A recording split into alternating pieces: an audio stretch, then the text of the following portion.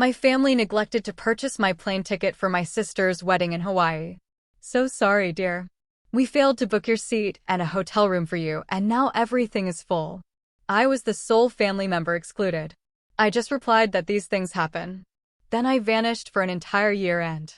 Can you even imagine finding out you've been cut from your own sister's wedding? Not just uninvited, but completely forgotten? That's exactly what happened to me, and it wasn't an accident. It was a betrayal that ripped my world apart, but it also became the turning point I never knew I desperately needed. I was just sitting there in my tiny Denver apartment on a Tuesday afternoon. My coffee was going cold in my hands. I was knee-deep in quarterly reports, crunching numbers for a pharmaceutical distribution company. Typical Samantha stuff, you know? Then my phone rang. It was my mom. And the moment I heard her voice, that particular tone she uses when she's about to drop a bomb but wants to pretend it's not really a bomb, a cold dread snaked its way into my gut. "Samantha, honey," she said, "we need to talk about Jessica's wedding." I remember setting down my pen and not tightening in my stomach. "What about it, Mom?" I asked, trying to sound casual, but my heart was already racing. I already put in for the time off. The wedding's in 3 weeks, right? The pause that followed felt endless. You know the kind, right? The one where your stomach drops straight to your feet even before they say a word. Then it came. "Well, sweetheart, that's the thing," she finally blurted out. "Your father and I, we were handling all the travel arrangements, and, somehow, we forgot to book your plane ticket. And your hotel room. We just realized it yesterday when we were confirming everything, and now, all the flights are completely booked. The hotel too. It's peak season in Maui, apparently. Forgot?" I just stared at the wall. There was a photo pinned there from last Christmas. All of us smiling. Jessica had her arm around me. We were sisters. We were supposed to be close. "You forgot." I managed to choke out, the words feeling foreign on my tongue. My mom, bless her heart, immediately launched into damage control. "These things happen, sweetheart. We've been so busy with the planning, so many details. Jessica's devastated, of course, but she understands. We'll take lots of photos for you." Photos. As if that would fix anything. In that moment, 27 years of being the forgettable one flashed before my eyes. Always the middle child, never quite measuring up to Jessica, the golden daughter, the successful architect. Or my younger brother, Danny, the charming entrepreneur everyone adored. I was just Samantha. Reliable. Quiet. The one so easy to overlook, to disappear. Right, I heard myself say, the word flat, devoid of any emotion. "That happens." "Oh, I'm so glad you understand," she chirped a little too quickly. "Your sister was worried you'd be upset. You know how sensitive she gets before big events. I'll send you photos, I promise." The call ended. I sat there for an hour, the cold coffee a mirror to the cold knot in my chest. Sensitive? She was worried I'd be upset? No, I wasn't upset. I was erased. Slowly, I opened my laptop. I wasn't looking up flights to Maui. Oh no. I was researching something else entirely. Something big. The very next day, I marched into my supervisor Patricia's office. She looked genuinely shocked when I told her. "A leave of absence," she asked, her eyebrows practically disappearing into her hairline. "A year? Samantha, are you all right? That's quite unusual for you." My voice was steady, even though inside I felt like I was balancing on a knife's edge. "Everything's fine, Patricia. I have some personal projects I want to pursue. I've been here 6 years. I think I need a break to figure out my next steps." Patricia, who knew me better than my own family, just studied me. I was her most reliable analyst, the quiet one, the one who always stayed late, who fixed problems without a fuss. "You know," she finally said, a small smile touching her lips, "you have plenty of vacation time saved up. And, honestly, Samantha, you deserve it. You've been carrying this department for years. If you need a sabbatical, take it. Your position will be here when you get back." I thanked her, my throat tight. Walking out of that office, I felt lighter than I had in months. It was the first breath of me I'd taken in a long, long time. That evening, I didn't call the family group chat. Who answers calls anymore, right? I sent a message, Hey everyone, not going to make the wedding, but I hope it's beautiful. Taking some time for myself. Going to be offline for a while. Love you all. It was short. It was sweet. It was a lie. Jessica, of course, responded immediately. Wait, what? Where are you going? I didn't reply. Instead, I turned my phone off. And then, back to my laptop. Over the next week, I moved like a woman possessed. Sold most of my furniture. Put my car in storage. Rented out my apartment to a colleague. My entire life was distilled down to 2 suitcases and a backpack. My family tried to call. Again and again. Voicemail. Jessica's messages became increasingly frantic. Sam, this is weird. Where are you going? Are you okay? Please call me back. Danny texted, dude, what's going on? Mom's freaking out. Not a peep from me. I had to disappear. The day before Jessica's picture-perfect Maui wedding, I boarded a plane. Not to Hawaii. I was headed to Tokyo, Japan. I'd always dreamed of going, quietly squirreling away money for years. What my family didn't know, what no one knew, was just how much I'd saved. My grandmother, bless her soul, had left me a small inheritance, a secret trust that kicked in on my 25th birthday, with a note saying, Samantha, you have always been the one who thinks before acting, who plans quietly while others make noise. Use this wisely. Make yourself proud. It was her money, invested wisely, now funding my escape. I was using it exactly as Grandma had intended. As the plane lifted off the tarmac, leaving behind everything I thought I was supposed to be, I felt it. For the first time in years. Pure. Unadulterated. Freedom. For 3 weeks, I soaked up Japan. Hostels, street food, ancient temples, trying out my terrible Japanese on patient locals. I learned calligraphy in Kyoto, made soba noodles with an elderly woman in Osaka. She reminded me so much of my grandmother. My real grandmother. The one who actually remembered my birthday every single year. From Japan, I bounced to Seoul, then Bangkok. No photos. No updates. Nothing. I was a ghost, existing in a blissful bubble of anonymity. Just another traveler with a backpack and a journal. In Chiang Mai, I even took a 6-week digital marketing course. Turns out, my analyst brain, so good with data, had a real knack for online business strategy. Meanwhile, my family? Oh, they were absolutely losing their minds. I'd turn my phone on maybe once every 2 weeks, in some dusty internet cafe, just to skim the surface of their panic. Jessica's wedding had happened. I logged onto social media once, on a borrowed tablet. White sand, sunset, stunning dress. Everyone looked picture-perfect, beaming. In the photos, it genuinely looked like no one missed me. Not one bit. But my inbox? That told a different story. 47 emails from Mom. 32 from Jessica. 20-something from Danny. Even my dad, who practically thinks email is black magic, had sent 3. Subject lines ranged from, where are you, to, please call US, to, this isn't funny anymore, to, we are worried sick. I didn't open them. Not then. Not yet. In Vietnam, I met Helen. An Australian expat. She'd been traveling for 15 years and built this amazing export business from scratch, connecting Vietnamese artisans with international buyers. Over coffee in Hanoi, she told me, the thing about disappearing, Samantha, is you find out who you actually are when nobody's watching. What did you find out? I asked, genuinely curious. She just grinned. That I'm much more interesting than my family ever gave me credit for. We instantly clicked. She taught me everything. International trade, cross-border supply chain management, how to spot quality. My old pharmaceutical distribution background? It translated surprisingly well. We started a small project, helping ceramic artists in Hue reach European markets. It was supposed to be a learning experience. But it became more. By month 4, I'd facilitated 3 successful shipments. My first independent commission. It wasn't much, barely enough for a week's expenses. But it was mine. Money I'd earned through my own initiative, my own smarts. Not by showing up dutifully to a job where I was appreciated, sure, but never, ever celebrated. Helen looked at my numbers and let out a low whistle. You have a gift for this, Sam. Ever think about doing it full-time? Maybe, I said, a new spark igniting inside me. I continued to move through Southeast Asia like a ghost, soaking it all in. Cambodia, Laos, back to Thailand.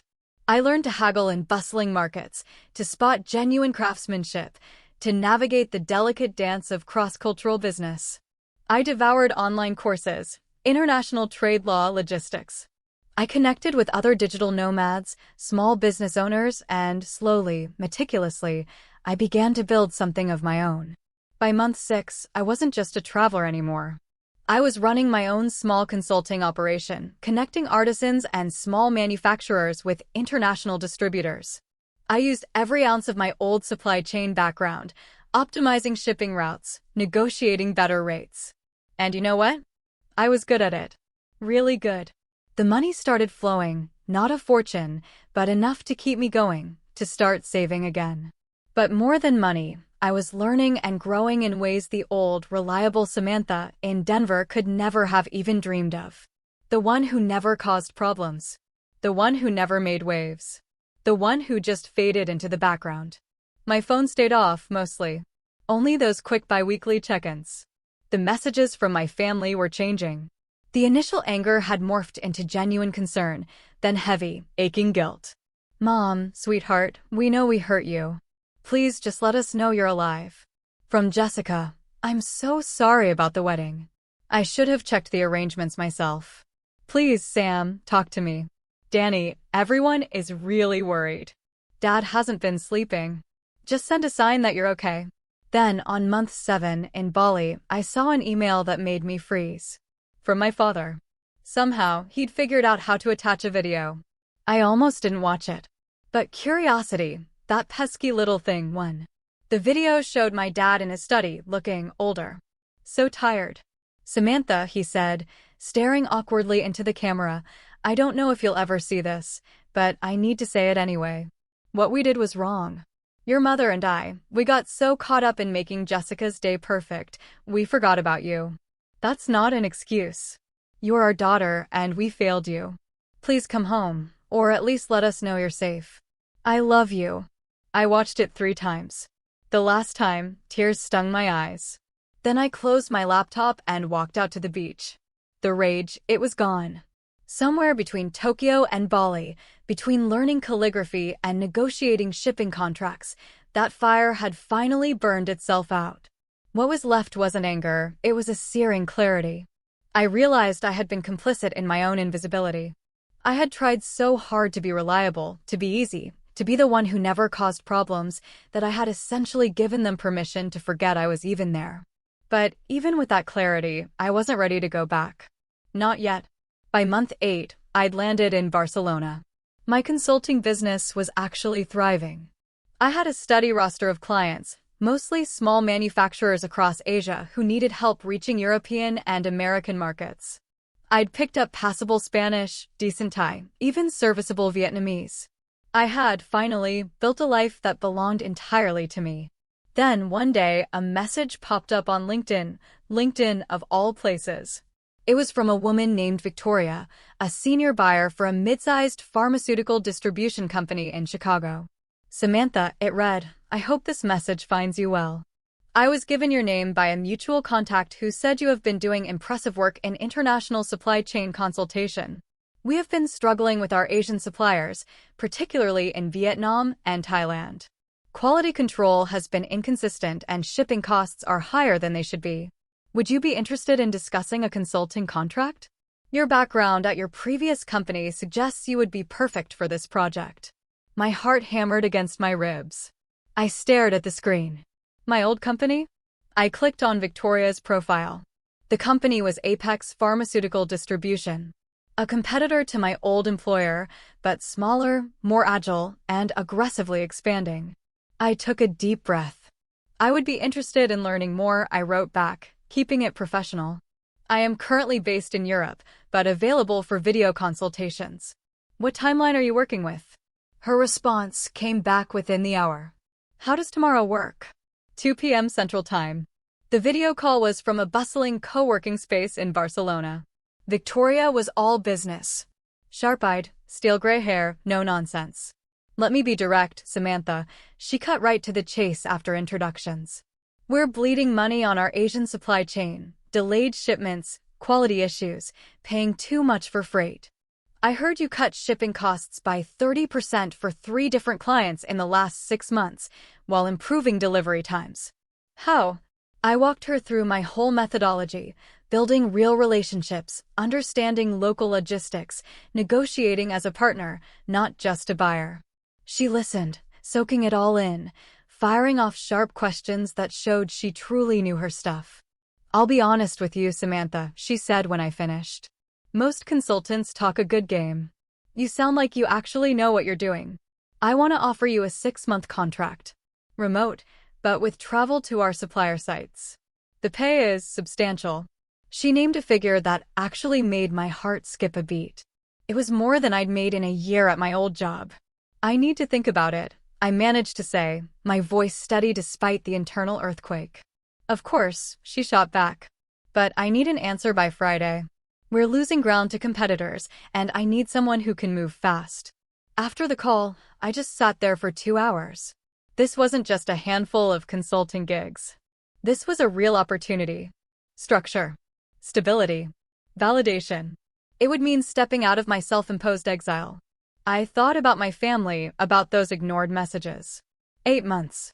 They still had no idea where I was or what I was doing. A part of me wanted to stay hidden forever, to keep building this new life where no one knew me as the forgettable middle child. But a stronger part, the one that had grown with every country I visited, every deal I closed, knew that true growth meant facing what I'd left behind. Not because I owed them anything, but because I owed myself the satisfaction of showing them exactly who I had become. I fired off an email to Victoria. I accept your offer. When do we start? Her response was instant. Monday, welcome to Apex. That weekend, I began my slow, deliberate return to the visible world. I turned my phone on fully for the first time in months. The cascade of notifications was genuinely overwhelming. Missed calls, voicemails, texts, emails. I ignored every single one for now. My first move? Updating my LinkedIn profile. My new title, International Supply Chain Consultant, Apex Pharmaceutical Distribution. I carefully added details about my consulting work, professional yet undeniably successful. Then, I posted a single update, excited to announce I am joining Apex Pharmaceutical Distribution as a consultant helping optimize international supply chains. Looking forward to this next chapter. I knew, with absolute certainty, that this post would detonate like a bomb in my family's insulated world. They had no idea where I'd been or what I'd been doing. Now, they'd see. Not only was I fine, I was thriving. My phone started ringing within 10 minutes. Jessica. I let it ring. Then Mom. Then Danny. I silenced them all. My evening was better spent, diving into the files Victoria had sent, detailing Apex's supply chain challenges. And as I reviewed them, a slow smile spread across my face. One of Apex's biggest competitors, the company Apex was trying to beat in the Asian markets? It was my old employer. The pharmaceutical distribution company where I'd spent 6 years being reliable, quiet, easily overlooked Samantha. And now? I was being hired specifically to help Apex crush them. The irony was, quite frankly, delicious. That Sunday evening, I finally opened the floodgates. Months of worry, guilt, anger, confusion, and desperate pleading. I scrolled through every single message and felt nothing. Just a distant, almost detached pity. Then I composed a single message for the family group chat. Hi everyone, I'm fine. I've been traveling and working. Sorry for the silence. I'll be in touch soon. Simple. Unapologetic. 0 explanations. Jessica called immediately. I declined and sent a text, not ready to talk yet, but I'm okay. The next morning, I walked into my new life. Victoria had set up meetings with Apex's executive team. I presented my initial assessment, my proposed solutions. They listened with an intensity one had never experienced at my old job. Gregory, the CEO, a razor-sharp businessman, just kept nodding.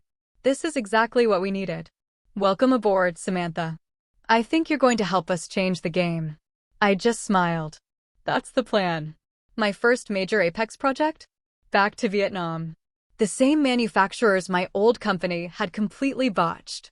I flew from Barcelona to Ho Chi Minh City with a clear mandate: establish reliable partnerships, negotiate contracts for a significant advantage. The trip was a roaring success, even beyond Victoria's high expectations. I leveraged the relationships I'd built during my travels, securing exclusive agreements with 2 suppliers who had actually worked with my former employer, but had grown fed up with their rigid, impersonal approach. The third was a new contact, a family-run operation with incredible pharmaceutical packaging, 40% cheaper and higher quality than anything we had. When I presented the contracts in a video conference back in Barcelona, Gregory actually stood up and applauded. "Samantha," he boomed, "in 3 weeks, you've accomplished what our previous consultant couldn't do in 6 months. These contracts alone will save us nearly $2 million annually while improving quality. Outstanding work." Victoria, who rarely showed emotion, just smiled. "I knew you were the right choice." Then came the kicker. "The executive team wants to discuss expanding your role. Are you available for a call tomorrow?" That night, I finally called my family. Not out of obligation, but because I was finally ready. Mom answered on the first ring. "Samantha." "Oh my God, Samantha, is that really you?" she gasped, her voice thick with relief and terror. "Hi, Mom," I said, calm as could be. "Where are you? What have you been doing? We've been so worried, you can't imagine."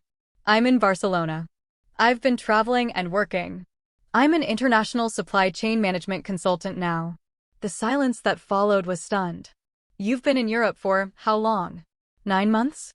"And Asia before that?" 9 months? "And you didn't think to tell us where you were?" Her voice climbed an octave, bordering on hysteria. "You didn't think to tell me I wasn't invited to Jessica's wedding until 3 weeks before?" I countered, my voice still pleasant, almost saccharine. "I figured we were even." Another silence. Longer. More uncomfortable. "Samantha, that's not fair. We apologized for that. It was a terrible mistake."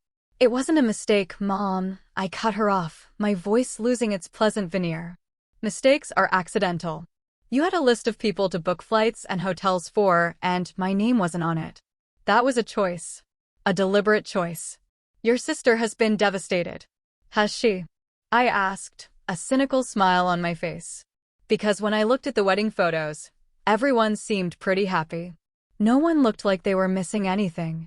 "We need to talk about this as a family." She reverted to her familiar tone of maternal authority. "When are you coming home?" "I'm not sure yet. My work is here right now." "What work?" "You had a perfectly good job in Denver." "I quit that job. I have a new one. A better one." I could almost hear her struggling to compute this. Her reliable, predictable daughter had vanished for 9 months and returned as someone completely unrecognizable. "I want to talk to you about this properly," she said, finally desperate. "Face to face. Can you at least video call so we can see you? Maybe later this week." "I have to go, Mom. Work calls." "Samantha, wait." I hung up. And it felt surprisingly good. The call with Jessica was worse. She went straight for the jugular, the guilt trip. "Sam, I can't believe you just disappeared like that. Do you have any idea what that did to me? On my wedding day, knowing my sister was out there somewhere, angry at me. Did it ruin your day?" I asked, cutting her off cold. She stammered. "What?" "No, but then I guess everything worked out fine." "That's cruel, Sam. That's not like you." "Maybe you don't know what I'm like," I said, a slow burn starting in my chest. "Maybe nobody does. We grew up together." "I'm your sister," she wailed. "Sisters remember to invite each other to their weddings," I shot back. Jessica was full-on crying now. "It wasn't my fault. Mom and Dad were handling the travel. I trusted them." "You trusted them to take care of everything, except checking if your sister was actually invited," I said, my voice steady. "That says something, Jessica." "I'm sorry. How many times do I have to say it?" "I'm not angry anymore," I told her honestly. "I'm just done being invisible." "You were never invisible to me." "Oh, I was. I'm the boring one. Remember? The one without the architecture career, or the perfect wedding, or the interesting life." Just reliable old Sam who you could forget about because she'd always be there anyway. That's not true. Then tell me, Jessica, I challenged, my voice low. When was the last time you asked me about my life? About what I wanted? What I was doing? What mattered to me? The silence that followed was deafening. She couldn't answer. Because she couldn't remember. Because it had never happened. I have to go, I said. Congratulations on your marriage. I hope you're very happy. And I hung up before she could respond. Danny tried a different tactic. Full-blown anger. What the hell, Sam? You just vanished for 9 months. Do you have any idea how crazy that made everyone? Dad thought you might be dead. I sent a message saying I was fine, I retorted, my own temper starting to fray. 1 message in 9 months. That's insane. Is it? I shot back. Or is that about as much attention as I usually get from this family? Oh, come on. You're not going to play the victim card here. You're the one who ghosted everyone. After being ghosted first, I pointed out, a cold logic in my voice. Seems fair, wouldn't you say? You're being childish. Maybe. Or maybe I'm finally standing up for myself. Did you ever think of that? Standing up for yourself by running away to Europe, Barcelona, specifically. I didn't run away, Danny. I left. There's a difference. Whatever. When are you coming back? I don't know. Why does everyone keep asking me that? Because you live here. You have a family here. I have a job in Barcelona and clients in Asia. This is where my life is now. Danny let out an exasperated sigh. You can't just decide to live in Spain, Sam. That's not how life works. Actually, Danny, it's exactly how life works. When you're an adult with money and skills, you go where you want. You do what you want. You stop waiting for permission from people who barely notice you exist. That's not fair. Fair?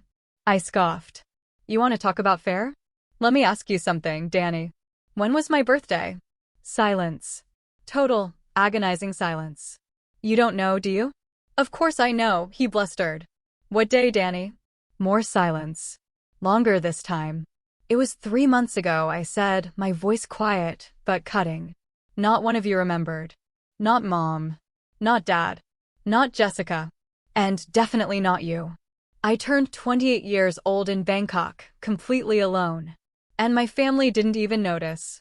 So forgive me if I'm not rushing back to Denver for a reunion. After those calls, I muted the family group chat. And I focused on my work. That was where my energy belonged. Victoria had been absolutely serious about expanding my role. Within 2 weeks, I was officially promoted to senior consultant, complete with a significant raise and equity options at Apex. My territory wasn't just Southeast Asia anymore. It now included Eastern Europe, where Apex wanted to forge new supplier relationships. So, I packed my bags again and moved from Barcelona to Prague. I'd never been there, but I instantly fell in love. The architecture, the history, the vibrant culture. It felt like a place where I could finally put down temporary roots, while still maintaining the flexibility my work demanded. My consulting work was booming. I'd built a reputation in the industry as the person who could untangle the most complex international partnerships and solve supply chain nightmares. Offers started pouring in from other companies, but I stayed loyal to Apex. They'd taken a chance on me when I was still an unknown, and Victoria had become more than a boss. She was a true mentor. My family's messages, meanwhile, had continued their evolution. From guilt-tripping to outright manipulation. Mom sent mournful emails about Dad's failing health due to my absence. Jessica forwarded saccharine articles about family forgiveness. Danny tried the buddy approach, sending memes and jokes, trying to pretend everything was normal. I'd respond occasionally, just brief messages, alive and well. Nothing more. I was not going to give them the access they wanted. Then, 6 weeks into my Prague adventure, a call came from Victoria that changed everything again. Samantha, she said, her voice serious, we need to talk about something sensitive.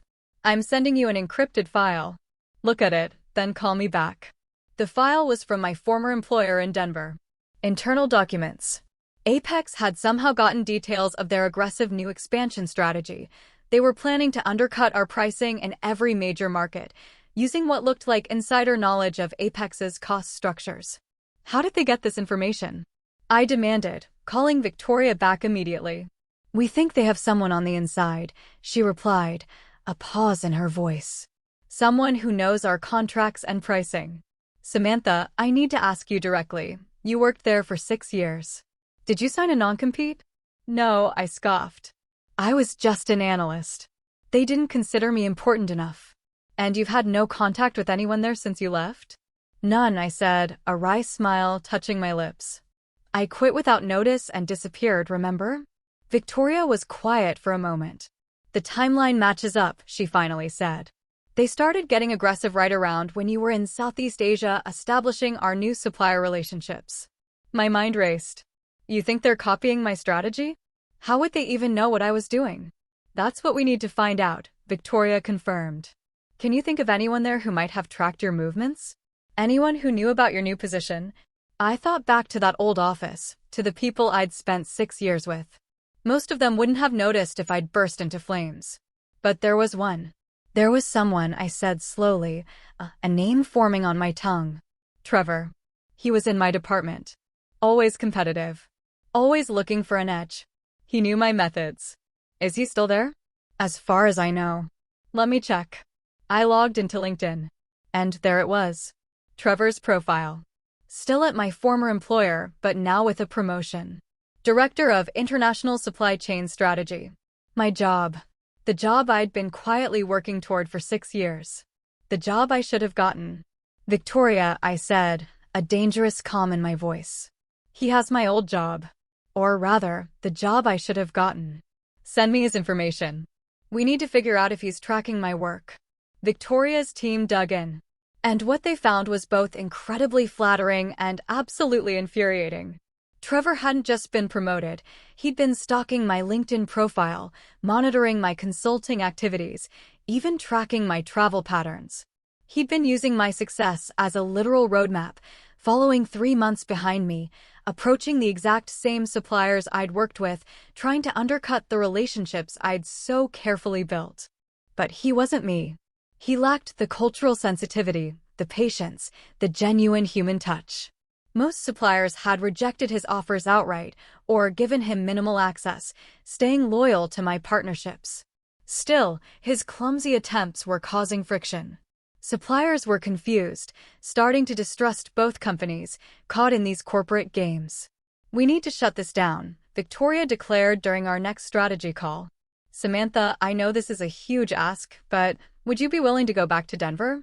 Apex wants to open a U.S. regional office, and your presence there would send a very strong message.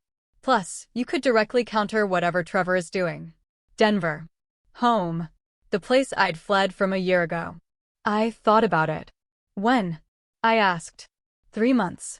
That gives you time to finish your Eastern Europe projects. We want you focused entirely on the U.S. market, directly competing with your old company. They'll realize I'm specifically targeting them, I mused. Good, Victoria stated, her eyes glinting. Let them realize it. You're better at this than anyone they have, and it's time they knew it.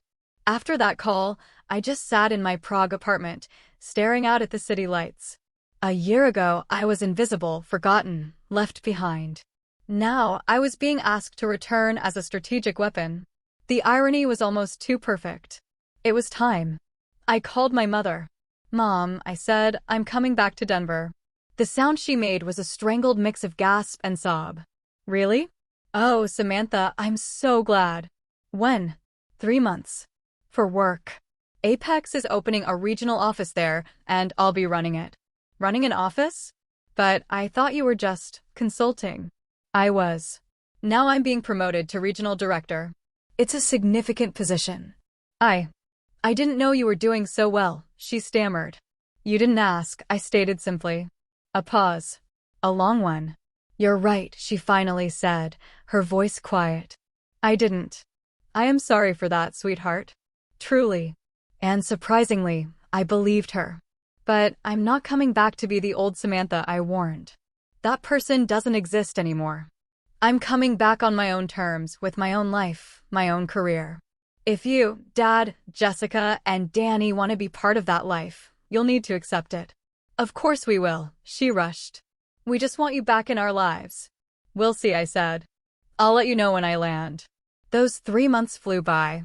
I wrapped up my Eastern European projects, trained my replacement, and packed my bags for Denver. Apex had leased this incredible, sleek, modern office space downtown. Nothing like my old cubicle. They'd given me a generous budget for a team and full authority to make strategic decisions. I wasn't just returning to Denver. I was returning as someone who mattered. The night before my flight, I had one last video call with Victoria. "Samantha," she said, her voice warm. "I want you to know something. When I first reached out to you a year ago, I was taking a risk. You had no official consulting experience, just some projects you'd cobbled together while traveling. But something told me you were special. You proved me right beyond my wildest expectations." "Thank you. That means a lot," I said, genuinely touched. "This new position isn't just about competing with your old employer," she continued. "We're betting on you to build something significant. Apex wants to dominate the pharmaceutical distribution market in the US within 5 years. You're going to help us do that." "No pressure then," I said, with a wry smile. She laughed. "You thrive under pressure, Samantha. That's why we hired you. One more thing, though. Your old employer knows you're coming. Word has gotten out. Expect them to react." "Let them react," I said, my voice steely. "I'm ready." I landed in Denver on a crisp October afternoon. Exactly 1 year and 1 month after I'd vanished. The city looked exactly the same. But I felt completely different. I checked into my temporary hotel. Apex was covering it until I found an apartment, and spent the evening unpacking, preparing for my first day. My family? Not yet. That could wait. The Apex regional office was breathtaking. 14th floor of a sleek downtown building, floor-to-ceiling windows with panoramic mountain views. And my office, my own office. Samantha, regional director, emblazoned on the door. I just stood in the doorway, taking it all in. A year ago, I was an analyst in a cubicle, easily forgotten. Now, I had this. An office with my name on it. A team to build. My first hire was crucial. I needed someone who understood the local market, but wasn't tied to any existing players. 2 weeks of interviews, and then I found her, Patricia. Not my old supervisor, a different Patricia. This one was a former operations manager at a medical device company. Sharp, ambitious, exactly what I needed. "I'll be honest," she said during her interview. "I know who you are. And I know you used to work at the company we're competing against. That makes this interesting." "Interesting how?" I asked, a faint smile playing on my lips. "Because everyone in the industry is talking about you," she said, leaning forward. "The analyst who disappeared and came back as a consultant, who built a reputation in Asia faster than anyone thought possible, and who is now being positioned to take on her former employer. It's a great story." "It's not a story," I corrected her, my voice firm. "It's my life." "Even better." Patricia grinned. "I want to be part of it. When do I start?" She started the following Monday. Together, we began building the operation.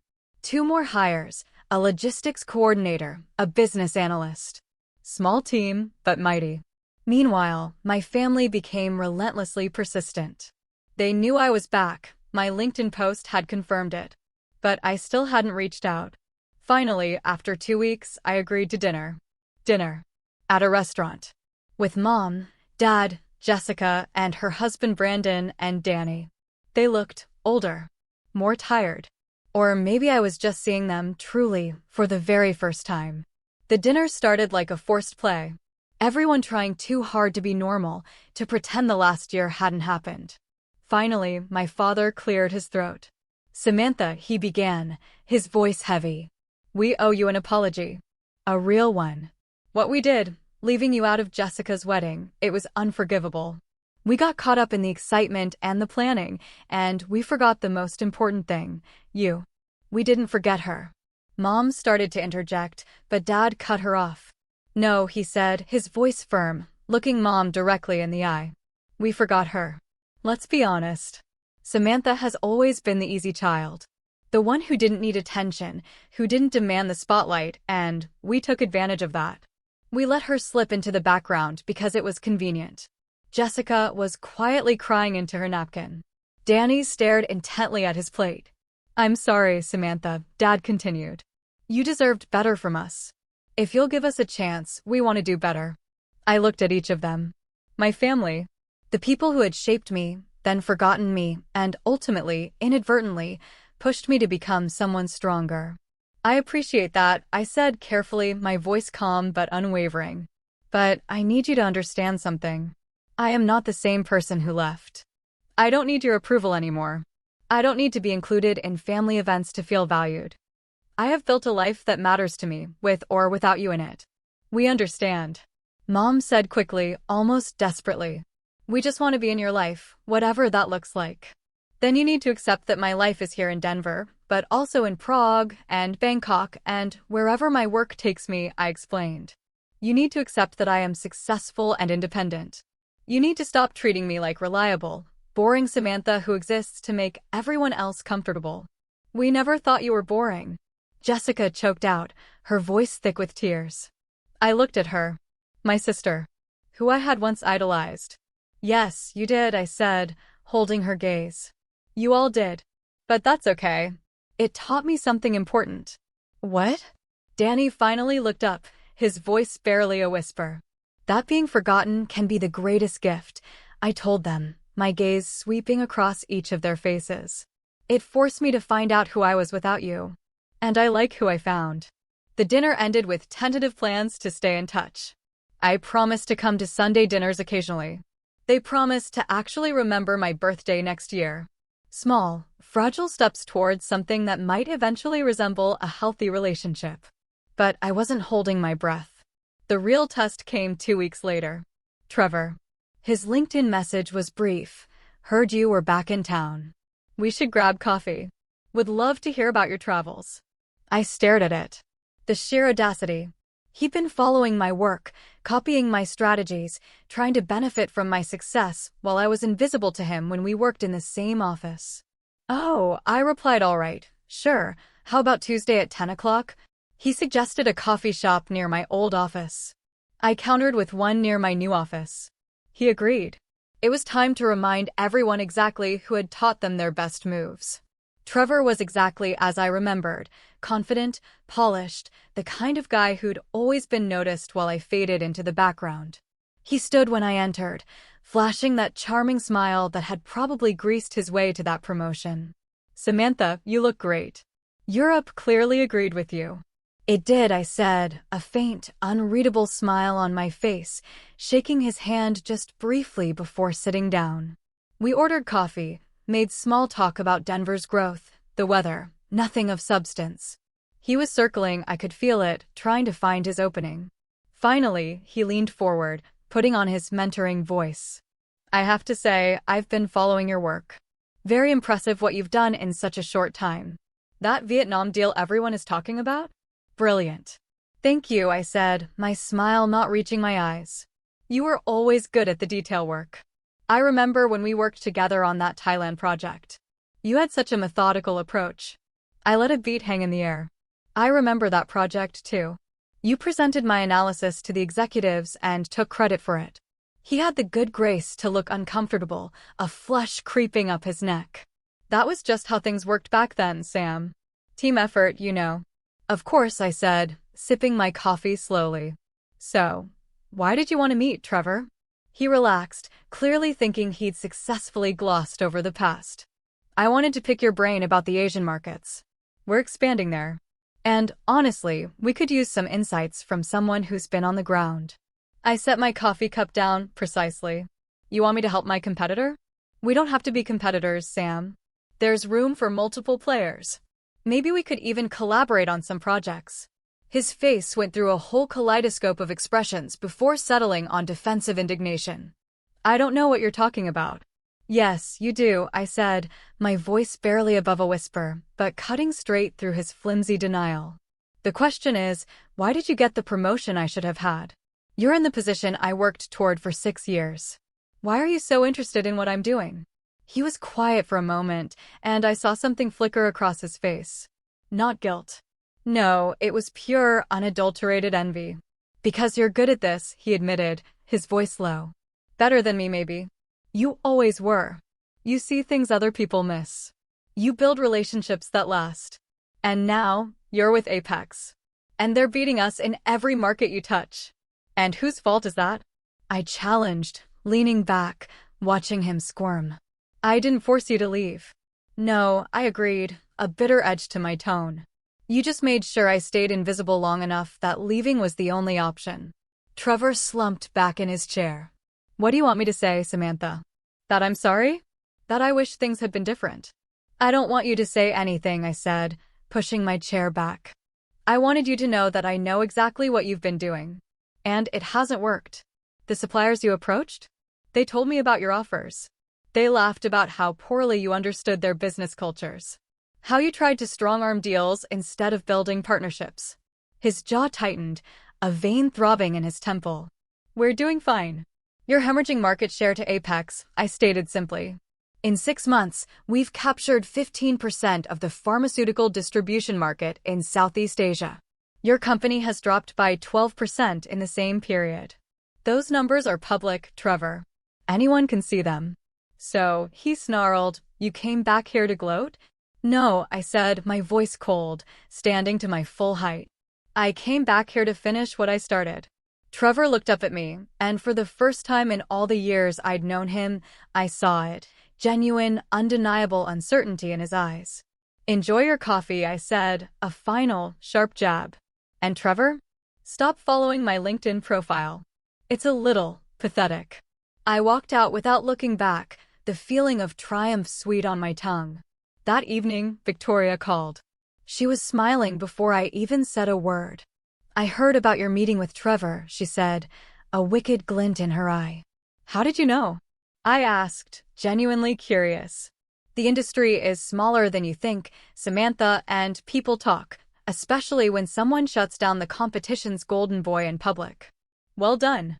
I just told him the truth, I said, shrugging, which is exactly what he needed to hear. Well, Samantha, Victoria continued, her tone shifting to serious. I have news. The executive team has been reviewing the quarterly projections, and your impact on our growth cannot be overstated. We want to expand your role again. You've exceeded every target we set. Gregory wants to make you Vice President of International Operations. You'd oversee all our global supply chain initiatives. I sat down slowly. Vice President. A title that would have taken me decades to achieve at my old company, if ever. I'd been back in Denver for less than 2 months. That's substantial, I managed. You've earned it, she said simply. The board meeting is next week. They want you to present your strategy for the next 2 years. Show them what you showed us in Vietnam and Prague. Convince them you can scale that success globally. After the call, I sat in my apartment, looking out at the Denver skyline. A year ago, I'd left this city feeling worthless, forgotten, invisible. Now, I was being offered a vice presidency at a company that actually valued my work. But I wasn't done yet. The board presentation was the following Thursday. I spent a week preparing, drowning in data, projections, case studies. Patricia was invaluable, helping me refine every slide, pushing back on weak points. You need to show them you're not just good at tactics, she drilled into me. You need to prove you think strategically, that you understand the big picture. She was right. I restructured the whole thing, creating a narrative where Apex was, where the market was going, and how my approach could position them to dominate in 5 years. The night before the presentation, my mother called. Sweetheart, she started, her voice soft, I wanted to tell you how proud I am. Jessica saw something on LinkedIn about a promotion. Potentially, I corrected her, I have a board presentation tomorrow. That's wonderful. What will you be presenting? And for the first time, I found myself actually explaining it to her, walking her through my strategy, my vision. She listened, truly listened, asking occasional questions that showed she was genuinely trying to understand. Samantha, she said, a tremor in her voice, I had no idea you were doing work at this level. This is remarkable. It's what I've been building toward, I confirmed. I know I've said this before, but I really am sorry we didn't see it. We didn't see you. You were always there, always reliable, and we took that for granted. You did, I agreed. Can I come to Denver next month? Just me. Not the whole family. I'd like to take you to dinner and actually talk. Really talk about your life, your work, everything we missed. I considered it. Maybe. Let me get through this presentation first. Of course. Good luck tomorrow, honey. Not that you need it. I have a feeling you're going to impress everyone. The presentation was set for 9 a.m. sharp at Apex's Chicago headquarters. I flew in the night before, ran through my slides one last time in my hotel room, and arrived at the office at 8:30. Gregory himself met me. Nervous? He asked. Focused, I corrected, a tiny smile playing on my lips. Good answer. The board is tough but fair. Show them what you've shown us and you'll be fine. The boardroom was exactly as intimidating as you'd imagine. Long table, plush leather chairs, 7 board members, plus Gregory and Victoria. Their expressions ranged from curious to openly skeptical. I was young for a VP position, had been with the company less than a year. I understood their doubts. I started with Vietnam, walking them through how I'd identified the opportunity, built those vital relationships, and secured contracts that were now saving Apex millions annually. Then, Prague and the Eastern European partnerships opening up entirely new markets. This is impressive work, one board member conceded, but it's one thing to succeed in specific projects. Can you scale this approach across all international operations? I clicked to my next slide, a global map, bristling with target markets and potential partners I'd already identified. Yes, I said simply. Here's how. For the next 30 minutes, I laid out my strategy, identifying underserved markets, building local partnerships instead of imposing corporate mandates, respecting cultural differences while maintaining quality standards, creating a network of consultants and regional managers who understood both local contexts and global logistics. The key, I emphasized, is recognizing that international supply chain management isn't about controlling everything centrally. It's about building trust in each region and connecting those relationships into a coherent network. My competitors, including my former employer, keep failing because they try to force a one-size-fits-all approach. We will succeed because we adapt. Another board member leaned forward, his gaze piercing. You keep referring to your former employer. Are you proposing we specifically target them? I am proposing, I said, my voice clear and steady, we operate so effectively that they become irrelevant. If that involves directly competing for their market share, then yes. That's aggressive. That's business. Gregory was beaming. Victoria looked utterly satisfied. The board members exchanged glances, and I saw the shift. I had won them over. The board chair, an elegant woman in her 60s named Diane, spoke next. Miss Samantha, you left your previous employer a year ago. You spent that year traveling, building skills, establishing relationships. Can you tell us why you chose Apex when you could have gone anywhere? I thought about it for a beat. Victoria took a chance on me when I was unproven. She saw potential when others would have seen a resume gap and questionable decisions. Apex gave me room to succeed or fail on my own merits. That is rare. That is valuable. And that is worth building something exceptional for. Diane nodded slowly. One more question. What do you want to achieve here? Where do you see yourself in 5 years? I want to make Apex the dominant player in international pharmaceutical distribution, I said, meeting her gaze. I want to build something that lasts, that matters. And in 5 years, I want to look back and know that I turned potential into reality. Thank you, Miss Samantha. We will deliberate and let you know our decision. I left the boardroom, heart thrumming, and waited in Gregory's office. Victoria joined me. That, she said, a genuine smile on her face, was one of the best presentations I have ever seen. You have nothing to worry about. 20 minutes later, Gregory returned, a wide grin splitting his face. Congratulations, Madam Vice President. You start immediately. The promotion was announced company-wide that afternoon. My LinkedIn profile updated automatically. Within hours, messages poured in, congratulations from old colleagues, connection requests from competitors, and one particularly interesting message from my old company's CEO. Samantha, congratulations on your new role. I wish we had recognized your talents when you were with us. If you are ever interested in discussing opportunities, my door is open. I didn't respond. There was nothing to say. They'd had their chance. Over the next 3 months, I built my team, implemented my strategy. Patricia transferred to Chicago to be my director of operations. We hired regional managers for Asia, Europe, and Latin America. I traveled constantly, a whirlwind of visits to suppliers, contract negotiations, building the intricate network I'd envisioned. Slowly, methodically, we dismantled my former employer's competitive advantages. Every supplier they'd taken for granted, we courted. Every market they'd ignored, we entered. Every relationship they'd damaged through arrogance, we repaired. It wasn't about revenge anymore. It was about doing the work better than anyone else. And the results spoke for themselves. Within 6 months of my VP promotion, Apex had captured 28% of the international pharmaceutical distribution market. My former employer? They dropped to 18%. Their stock price plummeted. Their board fired their CEO. And Trevor? He lost his job. I saw his LinkedIn profile quietly change to seeking new opportunities. A part of me felt satisfied. A larger part felt nothing at all. He was no longer relevant to my story.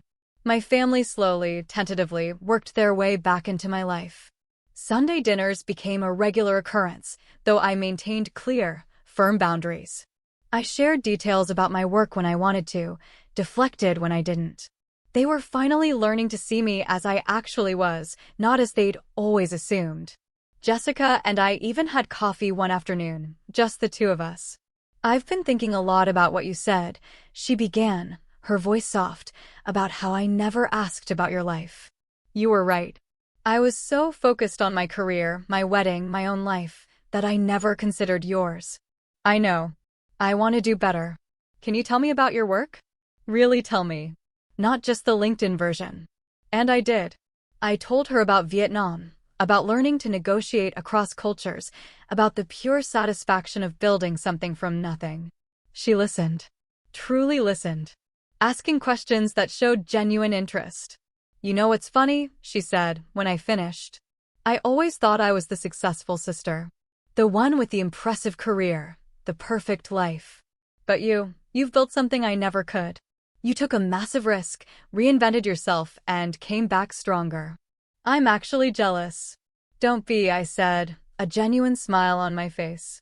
"You have your path. I have mine. They don't have to compete." "When did you get so wise?" she asked, shaking her head. I just smiled. "Somewhere between Bangkok and Barcelona." 1.5 years after I'd disappeared from my family's life, I stood in Apex's Chicago headquarters, looking at the quarterly projections. We'd just closed the biggest deal in company history, an exclusive partnership with a manufacturing consortium in India that would supply 30% of the entire U.S. pharmaceutical market. Gregory called me into his office. "Samantha, the board wants to offer you a seat." I accepted. I was the youngest board member in Apex's history. That evening, I treated myself to dinner at a fancy restaurant. No family. No colleagues. Just me. I ordered wine, a perfect steak, and dessert. I sat there, savoring every bite, thinking about the incredible journey that had brought me here. 2 years ago, I was invisible. Forgotten. Left behind. Today, I was a board member of a major pharmaceutical distribution company, overseeing international operations across 4 continents, earning more money than I'd ever imagined possible. But more than that, I had become someone I respected. Someone who didn't wait for permission or validation. Someone who built her own path when the old ones simply disappeared. My phone buzzed. A message from my mother. Saw the news about the board appointment. "So proud of you, sweetheart. Sunday dinner to celebrate." I smiled. And typed back, "Maybe. I have a flight to Singapore on Monday. Let me check my schedule." Because that was my life now. International flights. Board meetings. Strategic decisions affecting thousands. And a family that had finally learned I was worth remembering. In the months that followed, the consequences for those who had overlooked me became painfully clear. Trevor never recovered his career momentum, stuck for years in a junior position at a much smaller firm, always wondering what could have been. My former employer continued to hemorrhage market share, eventually acquired by a competitor at a fraction of their former valuation. The executive team who had passed me over found themselves explaining to shareholders how they'd lost the industry's most valuable strategist. Jessica's perfect life revealed its cracks. Her marriage struggled under her husband's failed ventures, and she often called me for advice, finally seeing me as someone worth consulting. My parents, humbled by how close they'd come to losing me entirely, made genuine efforts to understand my life, though they would never fully comprehend the depth of what their neglect had cost me. As I sit in my Chicago office now, watching planes take off toward destinations I'll visit next week, I realize the greatest revenge was not their downfall, but my rise. They forgot me. And in that forgetting, they freed me to become extraordinary. So, what about you? Have you ever had a moment where being overlooked actually pushed you to become something more? Or maybe you've had to make a drastic change to find your own path? I'd love to hear your stories in the comments below. What would you have done if your own family had forgotten you?